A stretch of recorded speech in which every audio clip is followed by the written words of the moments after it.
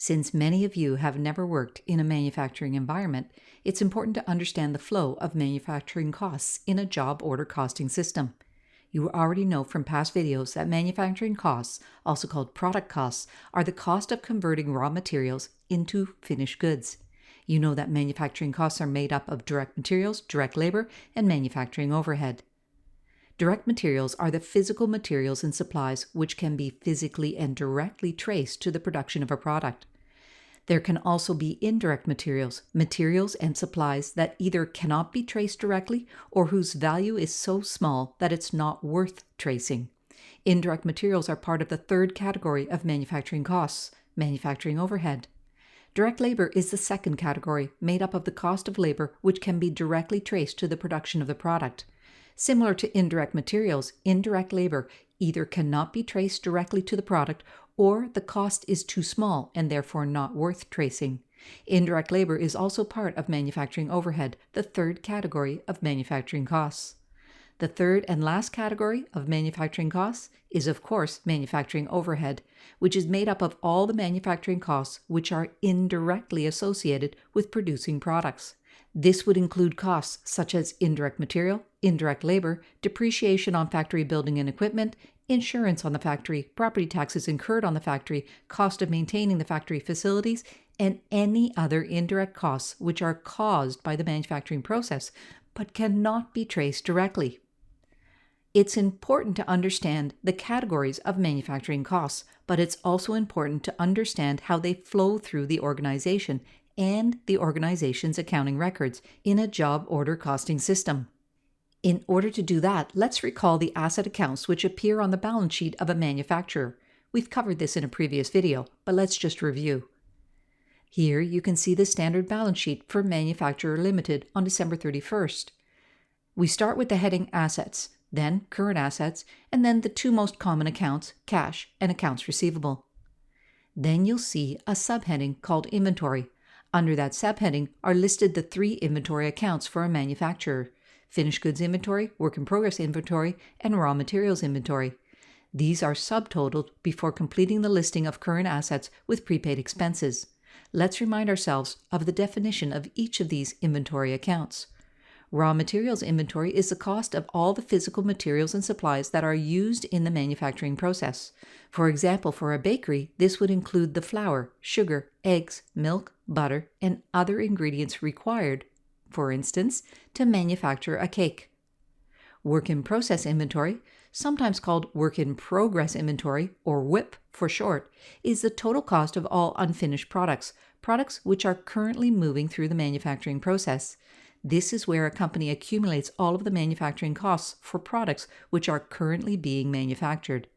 Finally, finished goods inventory is the total value of all the products which have completed the manufacturing process and are available for customers to purchase. Now that we've recalled all of the inventory accounts in a manufacturing organization, let's do a step-by-step example of how manufacturing costs flow through a job order costing system. Camilla Inc. is a manufacturer producing custom cakes which they sell to upscale grocery stores. Camilla, at the start of the year, purchased $82,000 of raw materials on account. To simplify the concepts I'm about to demonstrate, assume Camilla is a new company and therefore there are no opening balances in any of their accounts. The entry to record this purchase is to increase raw materials inventory and increase accounts payable for $82,000. Let's flow this entry through the expanded accounting equation. Raw materials inventory, increase $82,000. Accounts payable, increase $82,000. Remember that there are no opening balances because this is a new company. Also, you'll note that I show a lot of accounts here which I have not as yet used, but I will be using these accounts as we move through the question over the next few videos. Camilla Inc. has begun the manufacturing process for their custom cakes and has requisitioned $78,000 of raw materials to use in the manufacturing process. This means that these raw materials are removed from raw materials inventory for use in the manufacturing of their cakes. Of the $78,000 used in the production process, $5,000 was determined to be indirect and therefore is recorded as manufacturing overhead. The remaining $73,000 was determined to be direct materials and recorded into the work in process inventory. Remember, work in process inventory, which is sometimes called work in progress inventory, or WIP for short, is the total cost of all unfinished products which are currently moving through the manufacturing process. Recording this transaction, we would increase work in process inventory for the direct materials of $73,000. Remember that these costs are directly traceable to the product. The indirect materials would increase an account called overhead control, sometimes called manufacturing overhead control, factory overhead, work overhead, or factory burden. This is where we accumulate the total cost of operating the factory, which cannot be directly traced to the product. We would also decrease raw materials inventory for the total amount of raw materials transferred into production, $78,000. In the expanded accounting equation, we need to enter the decrease to raw materials inventory and show that these costs have been moved to work in process, increase $73,000, and overhead control, increase $5,000. If there are no other entries to the raw materials inventory account, this would result in an ending balance of $4,000. That's the amount of raw materials inventory the company has left to use in future production. Camilla's workers have earned a total of $122,000 from producing the cakes, which is owing to the employees because they have not as yet been paid. Camilla's payroll department determines that $119,000 of the labor costs relate to the salaries of assembly line workers who work directly in the production of the custom cakes. The remaining $3,000 of the total labor costs relate to labor which cannot be directly traced to the product and therefore is recorded as part of manufacturing overhead in the overhead control account. To record this transaction, we would increase work in process for the direct labor of $119,000, increase overhead control for the indirect labor of $3,000, and increase wages payable for the total $122,000 because that is what is owed to the employees. Flowing this through the expanded accounting equation, we increase work in process $119,000, increase overhead control $3,000, and increase wages payable for the full $122,000. Camilla incurs the following costs during the year: utilities of $18,000, factory maintenance of $14,000, depreciation on the factory building and equipment $35,000, supervisor salary $11,000, and property taxes $13,000.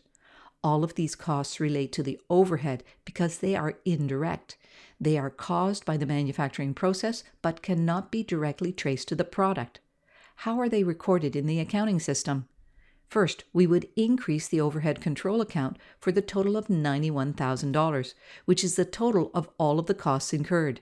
Then we need to increase wages payable for the supervisor's salary, $11,000, increase other payables for all the other amounts owed, $45,000, and then increase accumulated depreciation, $35,000, for the depreciation on the factory building and equipment. Note that we increase the accumulated depreciation because we have had the use of the factory building and equipment, which reduces the value on the asset side of the balance sheet. The total of the other payables includes the utilities of $18,000, the factory maintenance of $14,000, and the property taxes of $13,000 for a total of $45,000. Note what we have not used: expense accounts. Often students charge all of these amounts to expense accounts, but these indirect costs are inventoriable, meaning that they are product costs which must be reflected eventually in the finished goods inventory on the balance sheet. That's why they're placed in the overhead control account, a holding account, until they are used in production. Flowing these transactions through the expanded accounting equation, we see that accumulated depreciation increases with negative $35,000. Remember that accumulated depreciation is a contra asset account, and an increase is therefore recorded as a negative number. We also increase overhead control, $91,000, increase wages payable, $11,000, and increase other payables, $45,000. Note that we now have $99,000 in our overhead control account. These costs are all indirect and therefore cannot be traced directly to the product.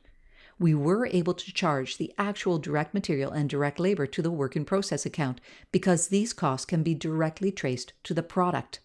However, manufacturing overhead, which is recorded in the overhead control account, relates to the whole production process, not to any specific product or job. Since we can't trace these costs directly to any particular job, we have to assign manufacturing overhead to jobs using an estimate.